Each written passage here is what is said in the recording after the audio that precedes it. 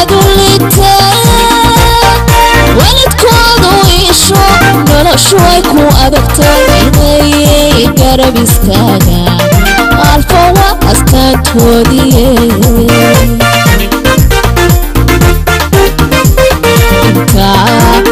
أدولتا ولدكوضو يشو نلشوي كو أدكتا إني قرب استاغا الفوا أستاكوديه أوروكا وأوروكاني الفترة استوية إذن كنا واحترى ومدو واحترى يا إذن كنا واحترى إيغو واحترى يا نبينا صلى الله عليه وسلم حتى وحكوت المامية صدقوا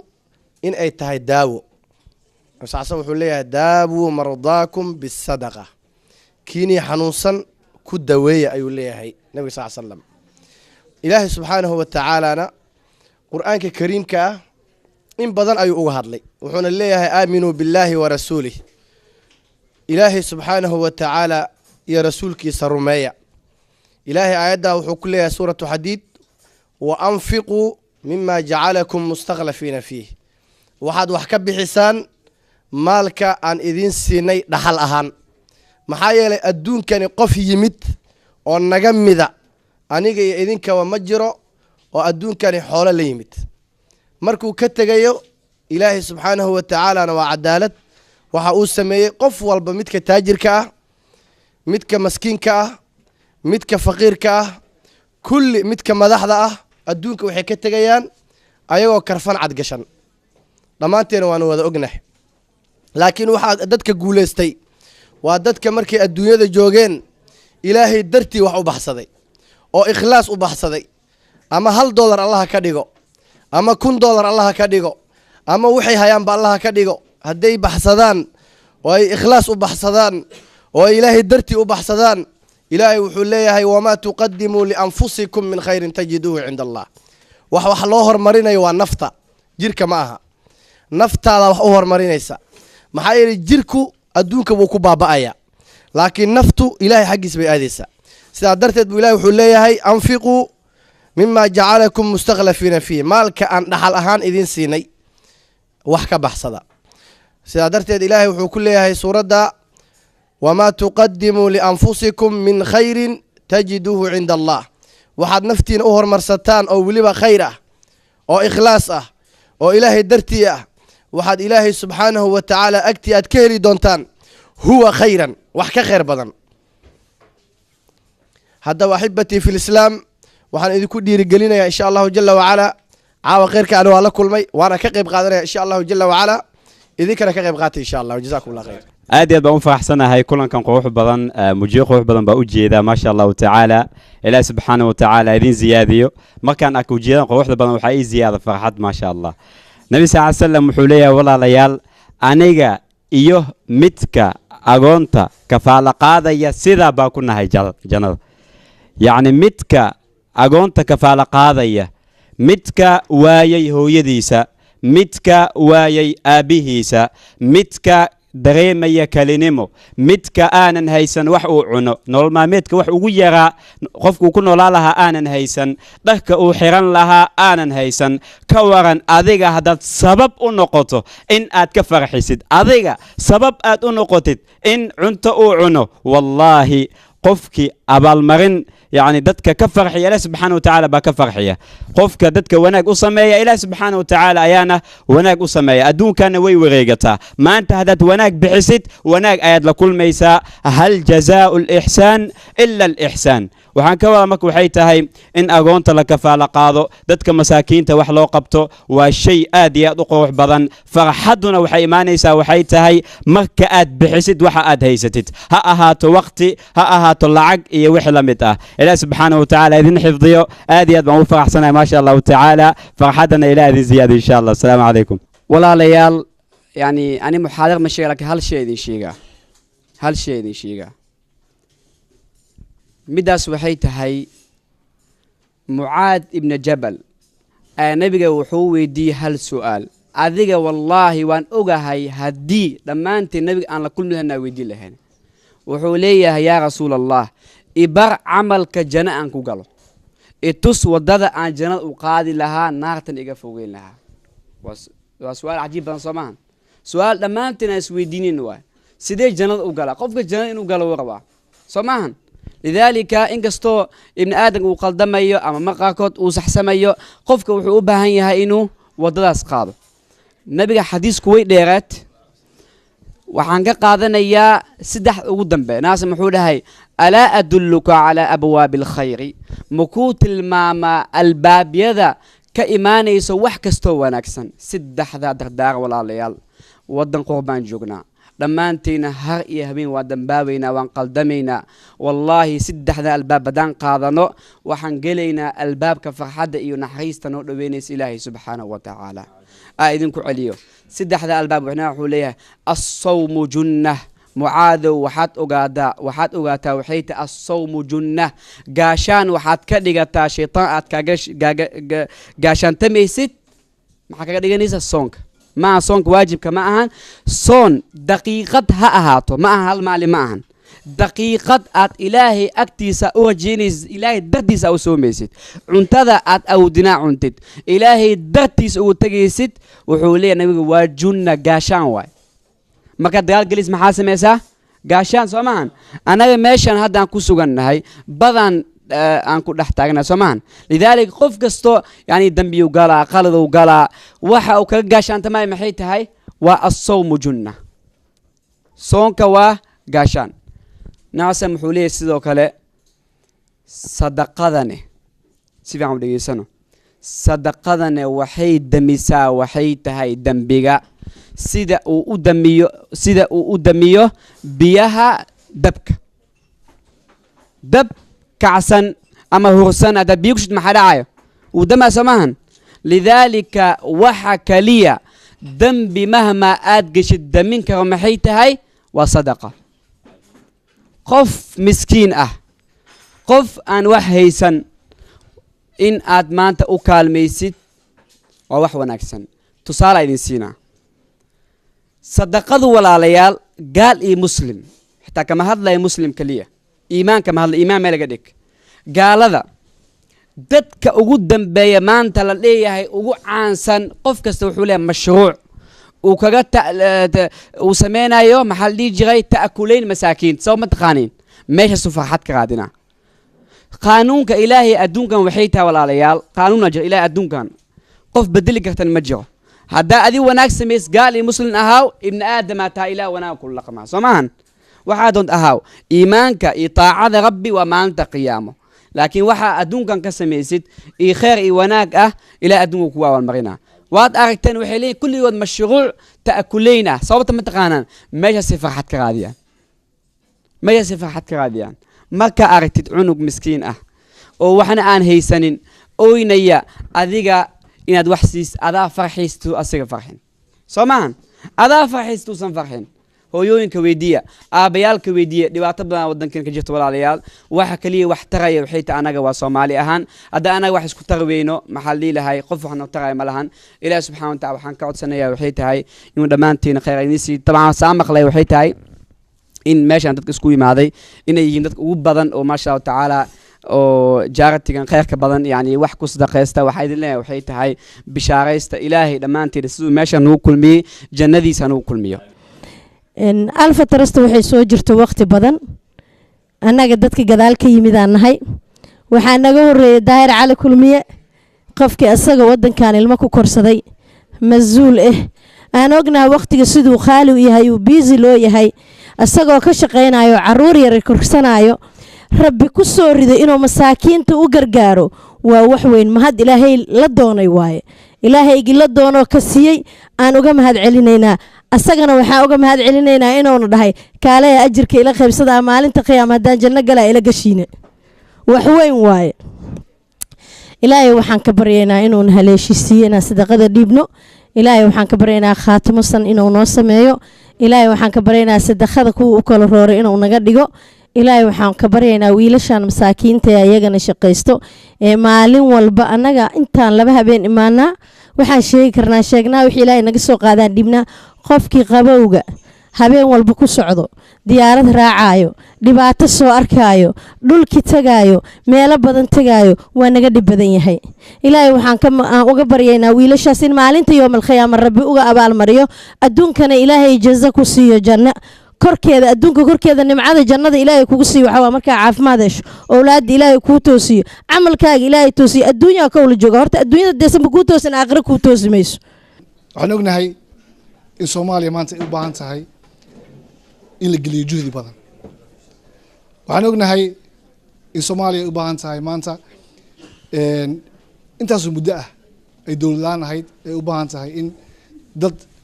wanaagga jecel inay u istaagaan sidaas daraadeed daahir cabdisalaam oo aan ku kalsoonahay amaanadooda inay noo yimaadaan noo soo bandhigaan waxqabadkooda annaguna aan taageerno aad aan ugu faraxsanahay aniga ku hadlaya maamulka waxaan soo dhaweynaynaa qof walba oo doonaya inuu dadka Soomaaliya wax u qabto waxaan ku taageeraynaa hantideenna waxaan ku taageeraynaa inaan gaarsiino meeshay rabaan lacagta ay noo dhiibaan inaan gaarsiino haddii alla idin insha allah aadaan ugu faraxsanahay runtiina waa ku qeyraysanahay wanaagga ay qabtaan daahir iyo ninka la yiraahdo muxuu ahaa ninka la yiraahdo Cabdisalaam aniga Yaasmiin Cali yaa la ii dhahaa gabadhaasna Esther Fido please istaag ayadan Esther Fido waa la dhahaa anaga waxaan ka imaanay South West gaan ka imaanay waxaan soo suubinay fundraising waxaan raise gareynay lacag gaarayso 8500 pound aan doonayna caawi inaan ku wareejino Alpha Trust haduu Ilaahay raali ka noqdo Alpha Trust ayaan xubin ka wadanahay oo aan garab taaganahay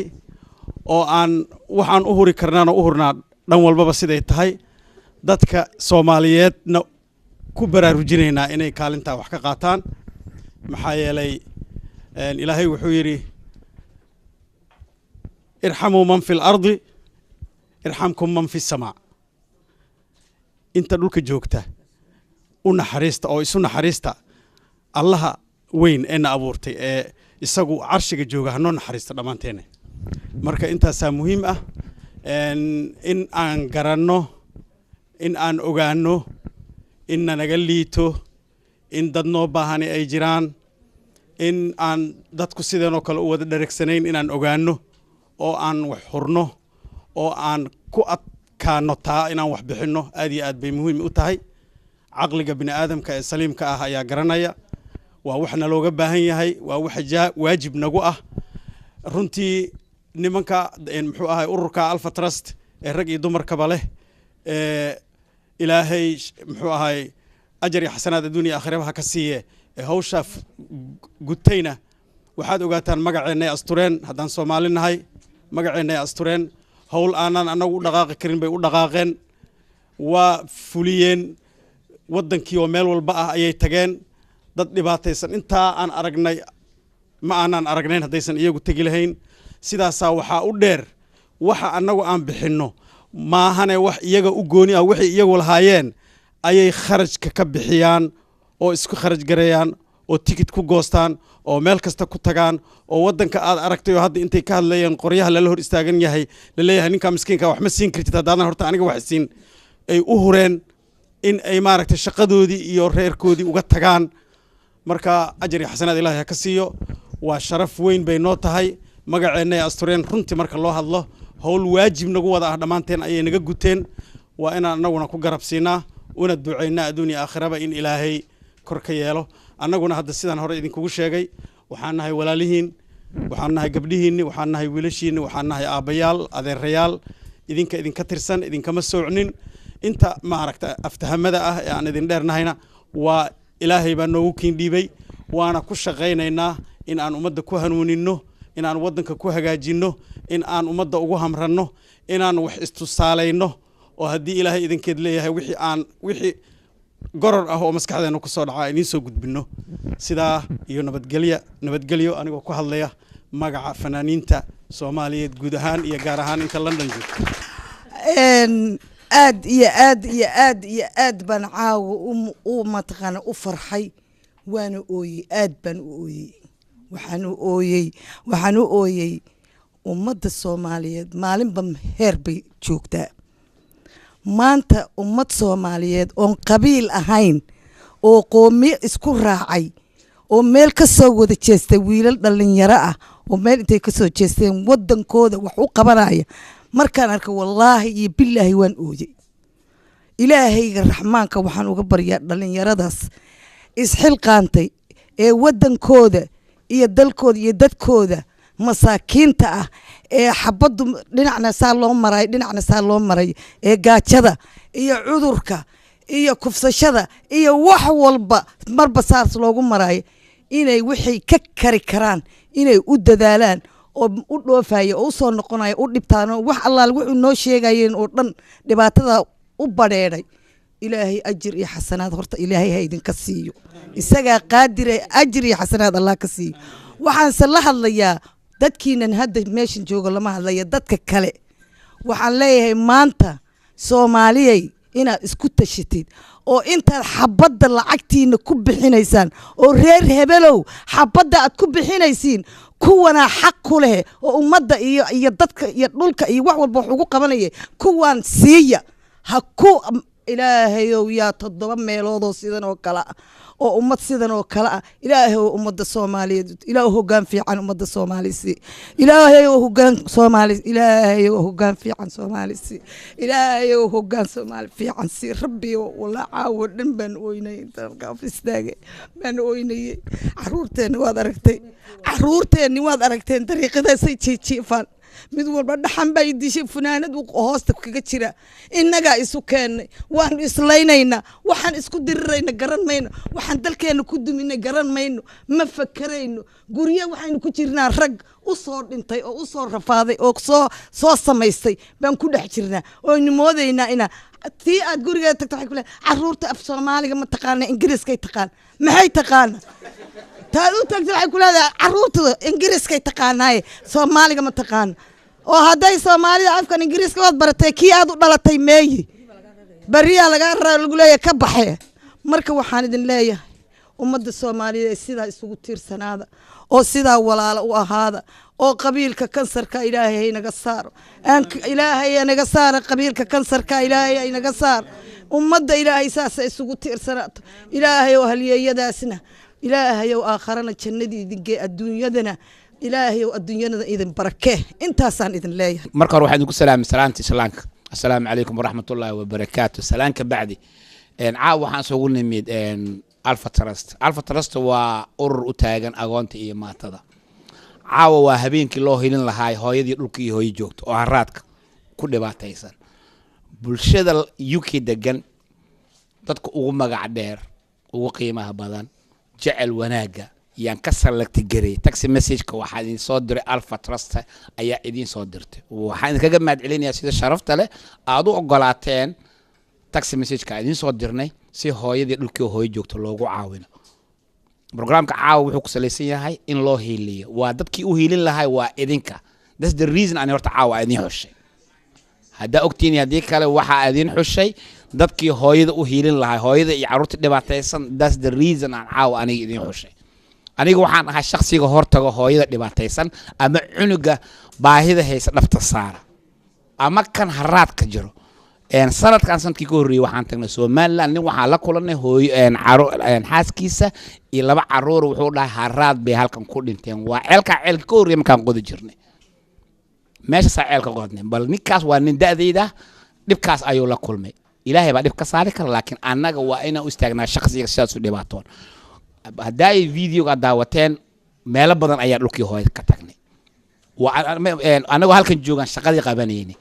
yeer walba waxaan tagnaa dhulkii hooyo si cunuga dhibaataysan loo caawino dadka caawin lahay waa idinka dadka hooyada u hiilin lahay waa idinka waxaan tagnay Somaliland dhibaatada ka dhacday waa aragteen waa soo qabanay beeran soo falnay xoolo nool baan qaybinay hooyo waalan baa aragnay 100 xoolo konton ka dhinteen xiriig lagu xir silsilad marka waxaan idin weydiinaa dadka oo ma arkina wax caawin karo waa annaga ilaahay ka sako waxaa jira haday clip xogaa yar aan la ilmiyay hooyo joogto Puntland ooynaysa hadaaye klibkaas ani waa oo hadaaye markaan fiirsan xaggan keligay fadhiyay indhay ilina ka timid hooyadaas waa xasuustaa يعني هداي مام وحيد هذا عذر كانسر إلى كسر قبيلك هاي كانسر أيه هاي وحي لا أويسي كانسر أيه هاي حنون ما هي سن $100 يكون قدرت الدواء حتى أنا جو عن شخص يجهرتجو هاي ده لبعتيسن أباها ماشي جيف أسرنا كانسر يأخذ دعوة وجوجا أسرنا بنتلان وحارت أنا جو ديك هاي أنا جو مقدش جوجو هاي لبعتيسن طلبة عرورة له la dhahay waa dhimanay dhiig la'aan u dhimanay waxa laga ka timid gaal kacayo yaan waxaan kula kulmay anoo carruur indho u fiiqayo Muqdisho bal bin aadanka fiiri dhiiga aan shubayo waxaan dhiibay $10 dhiigeedii aslahaadeen Cabdisalaan iyo anaga wallahi ba mishiigay labadii dhiig iyo dhiigii u baahneed sidaas ay hooyadaas ku sarfaaf garooday ilaahay ka soko dhiigii maalintii lagu badbaadiyay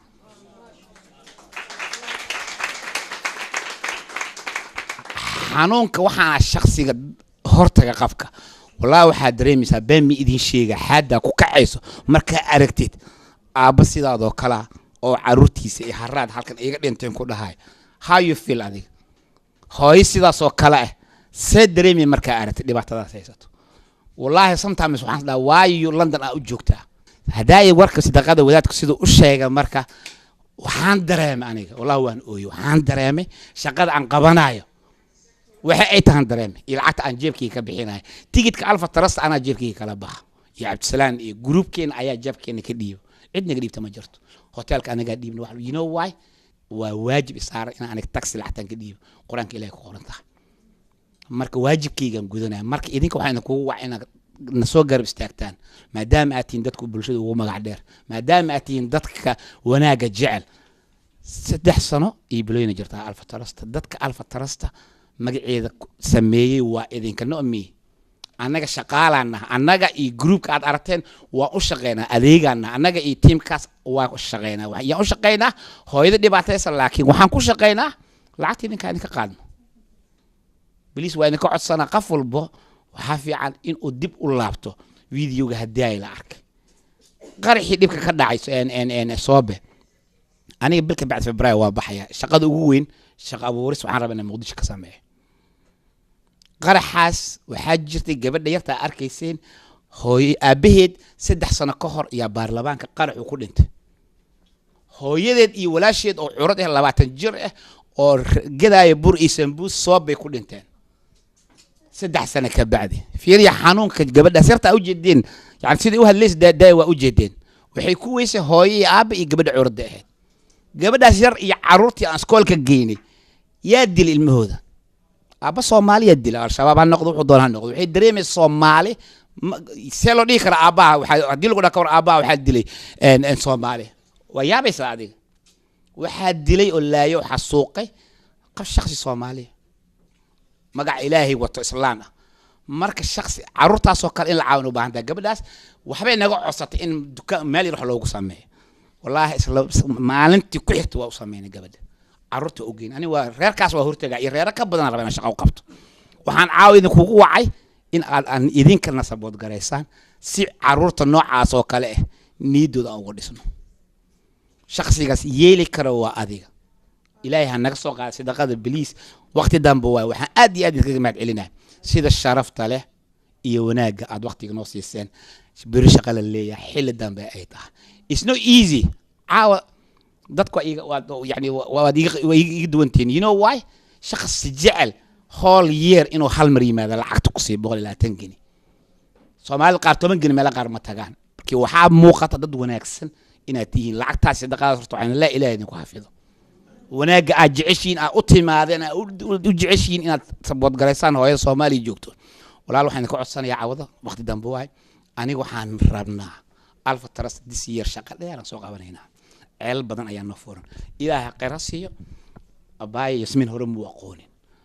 hotel Malina nagala soo qayb gashay habeen kamidii isar saaxiibteedu ay soo waceen waxay dhigeen lacag 9,000 gaarisan ku hayna dasa shaqada aan ku qabanaa abaay waxaan ku leeyahay thank you so much mi aqoon wiligay mi ka qafkan shakhsiga wallahi waxay tiraabeenkii gurisi wiliga ma ku arkay TV-ga san ka arkay xafladana ilaahay keenay dhahday labada wiil hadda wadaadada sheekh Abubakar iyo hoolan ka marti qaadnay iyo ka soo qayb gashay waxay tir daahir ma ku aqaanay tir laakiin dar ilaahay baan ku aaminay waxaan dhahay sadaqadan hay maalinkii aniga aan baxay ana gacanteeda ku qaadayo aniga soo sameeyna barka sadaqada ku fiican tahay hantuhan shakhsi noocaas oo kala jiro marka waa inaan barayaa hallo istaaga dadka noocaas si ilaahay awlaadeena noogu xafido adulita walidkoodu isho noloshu ay ku adagtay inay garab istaagaan alfa waa astaantoodiye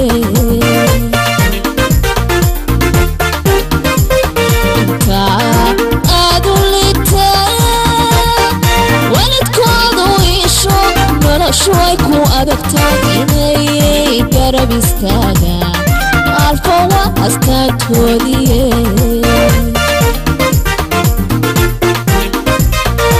ururka waa ururkeene alfa tarasti weeye idinkuna waxtara ummadu waxtaraya idinkuna waxtara iyagu waxtaraya